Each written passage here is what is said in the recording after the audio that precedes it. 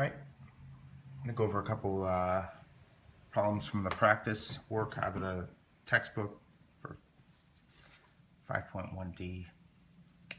Numbers 2, 3, and 8. Those are the problems that I heard back from students that they would like me to solve. So that's what we're going to do. All right, let's jump in. First, problem number 2 looks something like this. It says, 3 charges are placed in a straight line. As shown in the diagram, calculate the net force on the middle charge. All right, so the middle charge is going to feel a force from this charge and also from this charge. If we were to call this charge, let's say our red charge, the middle force is going to feel a force from the red charge that is attracting because they're opposite charges, right? Negative and positive. So it's going to feel a red force this way that we could call like red F. And if we call this charge a blue charge, then it's going to feel a force from this charge that's also attracting, right? It's getting pulled apart this direction. It says calculate the net force on the middle charge. Well, really the problem hinges on figuring out what this force and what this force are equal to, and then the net force is just vector addition on those two. All right, so let's take a look at our, in your data booklet, you have an equation for the force. You probably can't see, but the force due to 2 charges, and that equation looks something like this. So let's solve first for our red force. So our red force is equal to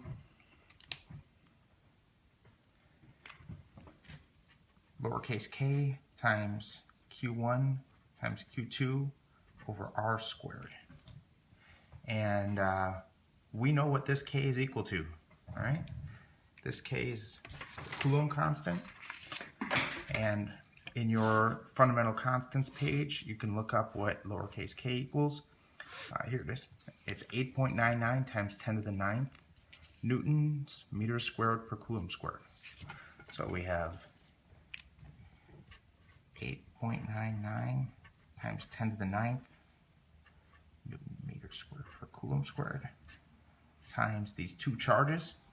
So for our red force, it's really this charge and this charge. Our first charge is 4 microcoulombs, so that's 4.0. Micro is times 10 to the negative 6 coulombs. Our other charge is negative. Now, you could put a negative 2.0 in here. I don't actually do that. I just know that the sign determines whether they're going to be attracted or repelled from each other. So I just use 2 times 10 to the negative 6, 2 micro times 10 to the negative 6 coulombs, and leave it at that. It's just going to change the sign on your answer. If you did the other way, that's not a problem at all. All right, divided by the radius squared, which is this distance between the 2 squared. So that's 4.0. Centi is times 10 to the negative 2 meters. All right, and then we have to warm up our calculators and go to it. If you crunch out these 8.9, the order of operation is important here, right? So we need 8.99 times 10 to the 9th times this number, and that'll give us our numerator. So do that carefully. I think you'll get something along the lines of 0.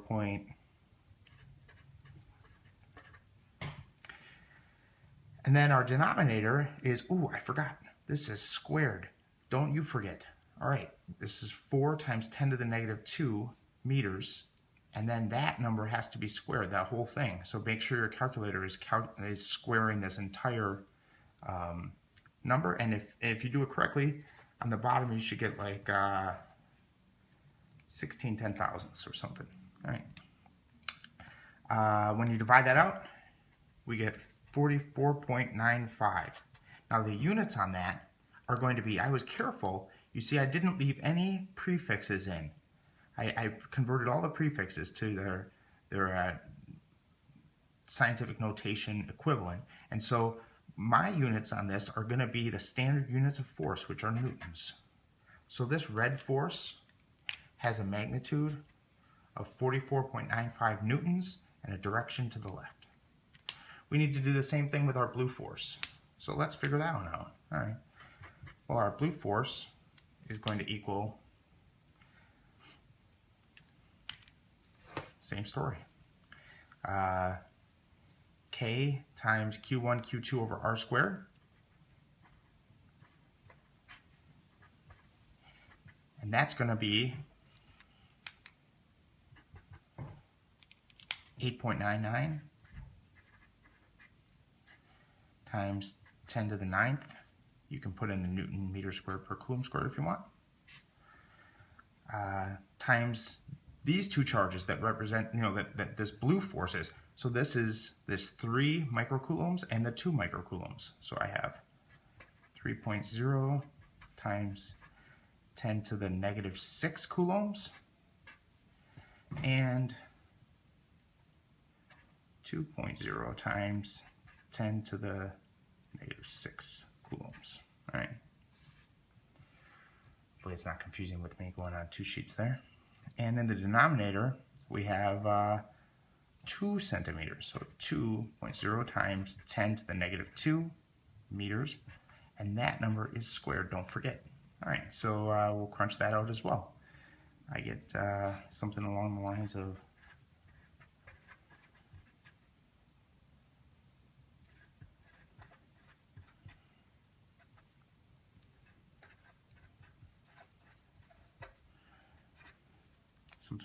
this. All right, so this negative 2 microcoulomb force feels 44.95 newtons pulling this way, and also feels 134.85 newtons pulling this way. Well, the net force then, if we set up, let's say, to the right is positive, and we add these two vectors, we have a positive 134.85 plus a negative, because this is directed the other way, 44.95, and our net force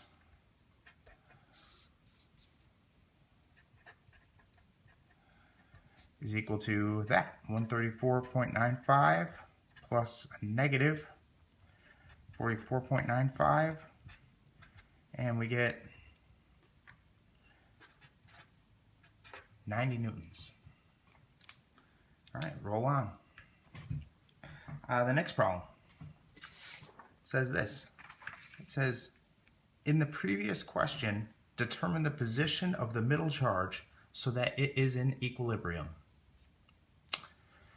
All right, so these two forces are different, but in order for this force to be in equilibrium, we would need this red force and the blue force to have the same magnitude, opposite directions. And so we need something along the lines of this, that our red force equation and our blue force equation have to be set equal. So we'll have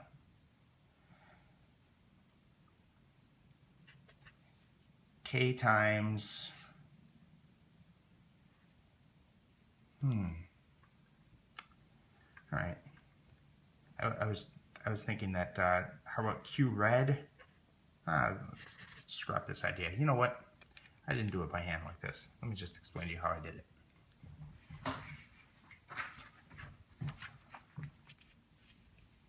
I used Wolfram Alpha. And I set up an equation so that, I'll scoop this up a little, so that I had basically the red force equation on one side, 8.99 times 10 to the 9th, 4 10 to the negative 6, that's this charge, times 2 10 to the negative 6, that's the center charge, over x squared. The reason why I didn't use the 4 squared is because I don't know that 4 is the position that will give equilibrium here. So I basically set up to say, all right, between my red charge and my, let's call this a black charge, between my red charge and my black charge, if my red charge is over here. My black charge is here in this location. My blue charge is over here somewhere. I know that this total distance between the red and the blue is 6 centimeters. So the distance here between the red and the blue is 6 times 10 to the negative 2 meters. And then I decided that I would make the distance between the red and the black, I would make that my variable. So let's call this distance x, which leaves this distance here as 6 centimeters minus x. All right, so that's what I did.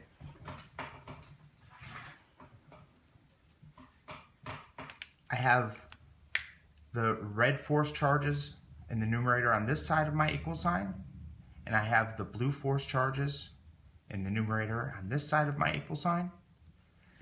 For my distance for the red charge, I called my distance x.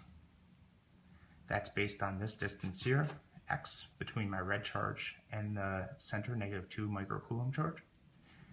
For the distance on the other side, for my blue distance, I called it 6 centimeters minus x, so that this distance is defined as the total distance, 6 centimeters. Take away the x, what's left is the distance between the blue charge and my negative 2 microcoulomb charge.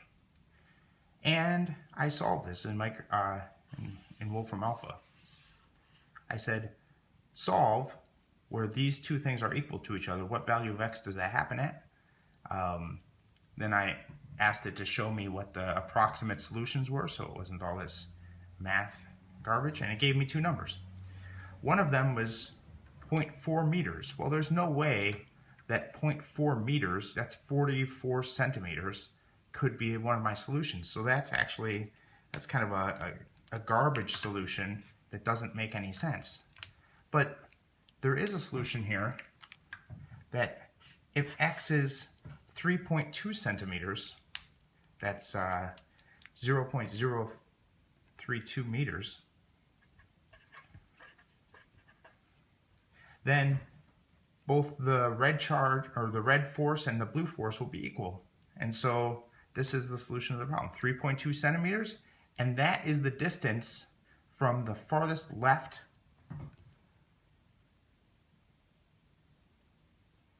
charge to the negative 2 microcoulomb charge. So this would be 3.2 centimeters here, and this would have to end up being 2.8 centimeters here.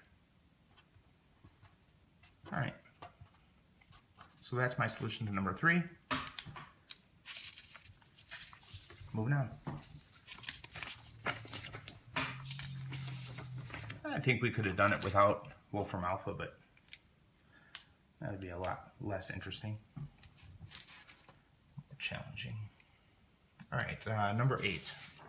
I think we got our challenge cut out for us on this one. You guys did a great job of picking problems that were substantial for us to go over. All right, the electric field is a vector. We write the electric field vector as capital E. All right, the electric field is a vector,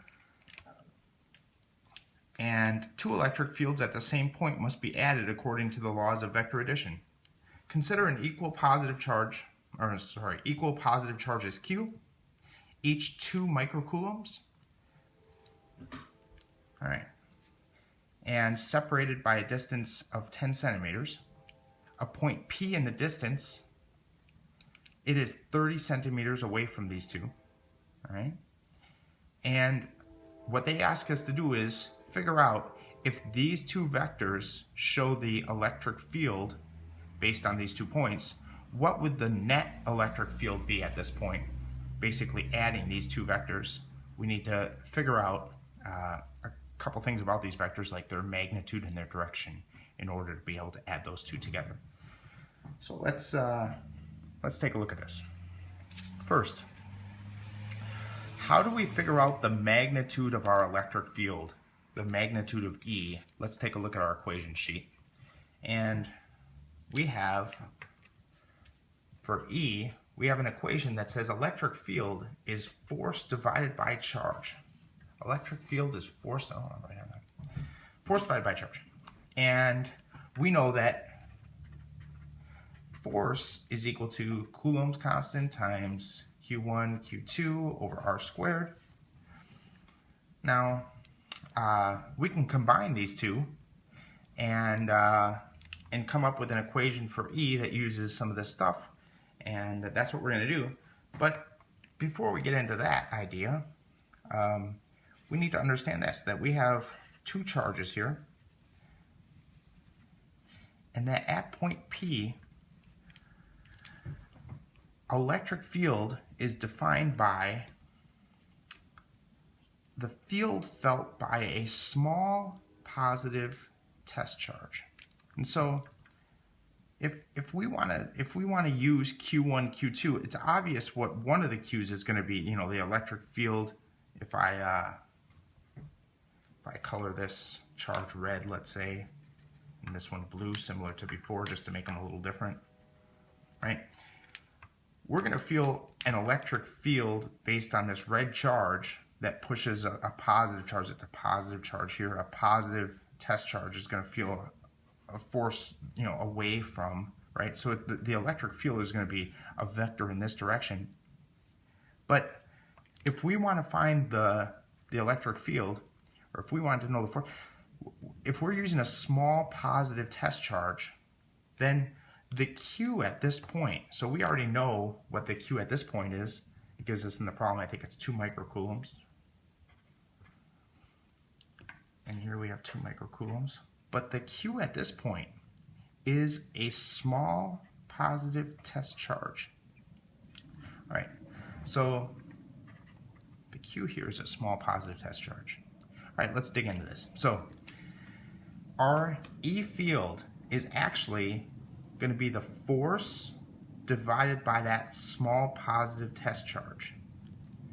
All right, and the force, I'm going to replace this force with this portion of the equation here. All right, so let's do that. So we can say, therefore, the electric field is equal to K times the 2 charges. One is the charge here, the 2 coulomb, and the other is the charge of the small positive test charge over the distance squared. That's the force divided by charge. And the charge that we're dividing by is, again, this Q of the small positive test charge. Now these two Q's cancel each other out.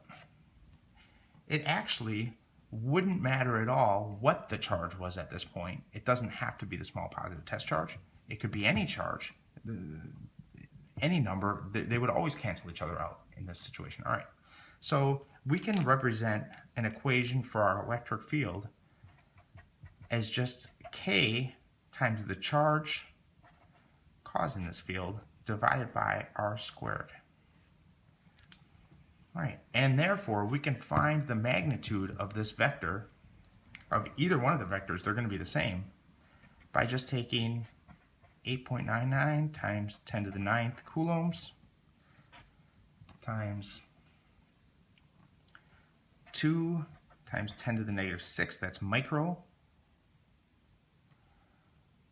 coulombs, divided by the distance squared, which is the distance from this to this is that hypotenuse of a triangle, right?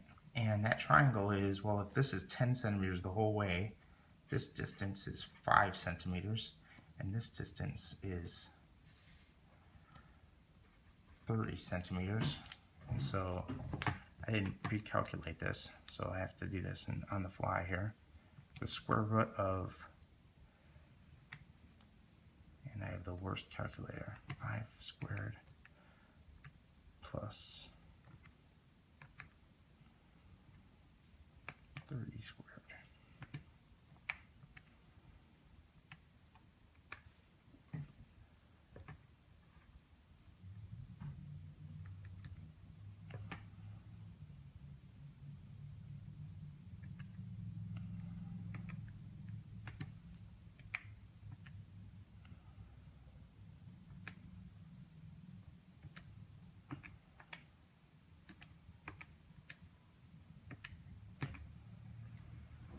30.4. So we have 30.4 times 10 to the negative 2 meters. All right, so if we multiply that out, we get 8.99 e to the 9th times 2 e to the negative 6. On the top I get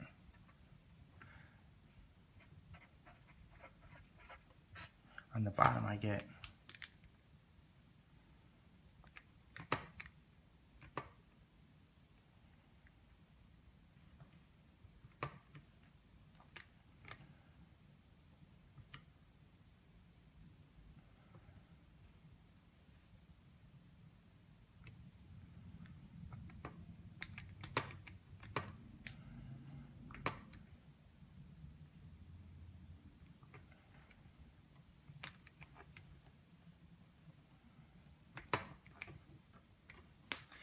I get 0.0924.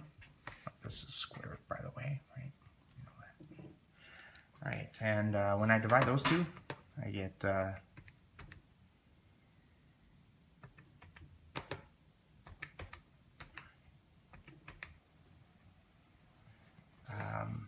194,588.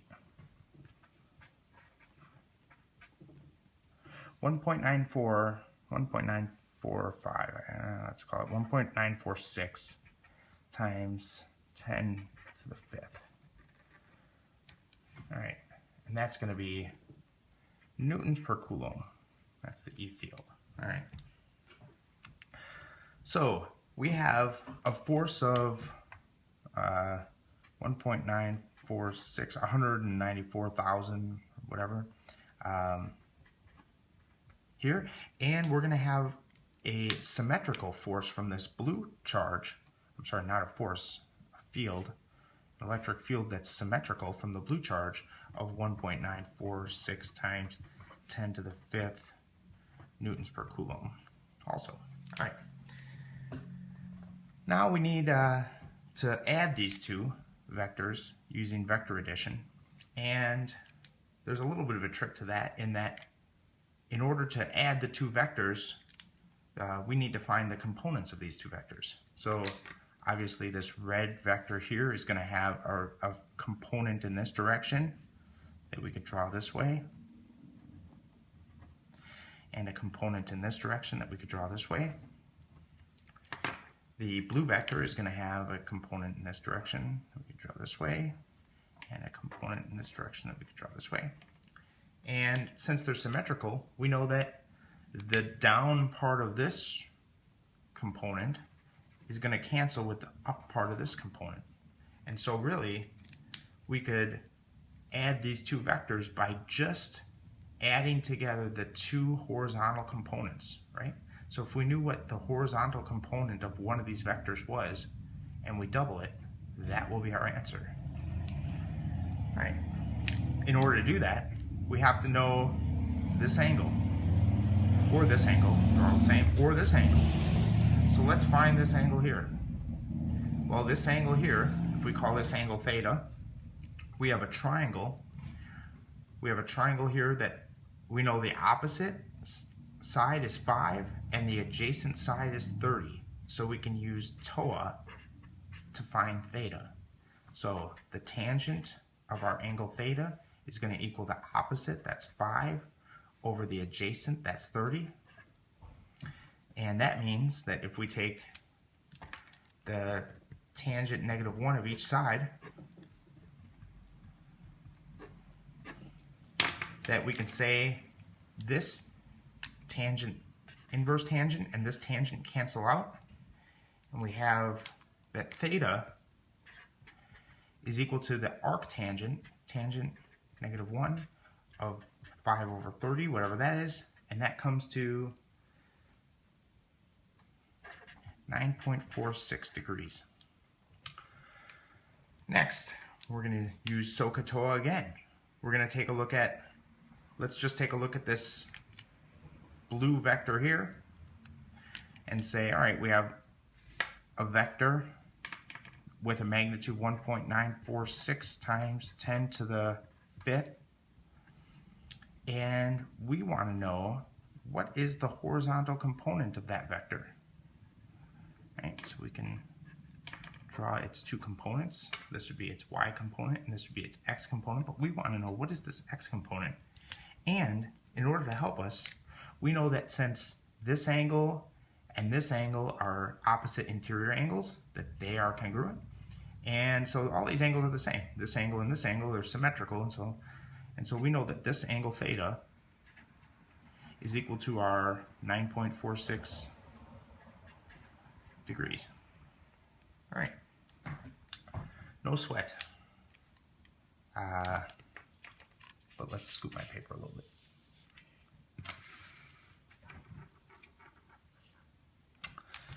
So we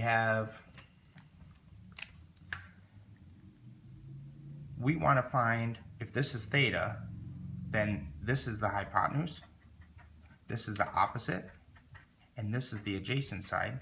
So we want to find the adjacent side, and we know the hypotenuse. We're going to use CAH.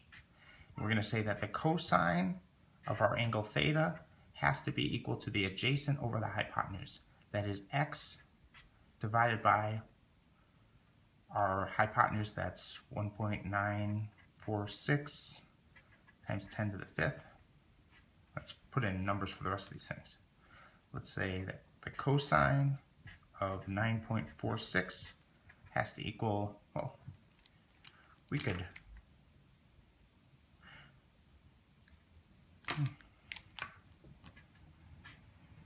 I'll wait on that. That is to say that x has to equal 1.946 times 10 to the 5th times whatever the cosine of 9.46 is, which I'll tell you right now is, I have my calculator in degrees, is 0.986.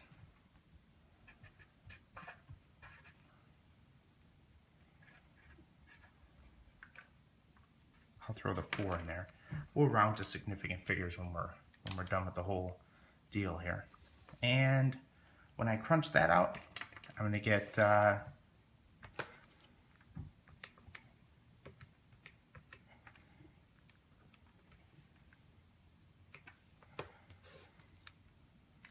that x, or basically my horizontal component, is equal to 192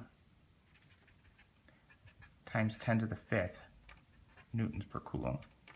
All right, so just this blue vector here, just this blue component here, is 192,000 newtons per coulomb, and it has a symmetrical red vector that's also going to be 192,000 newtons per coulomb.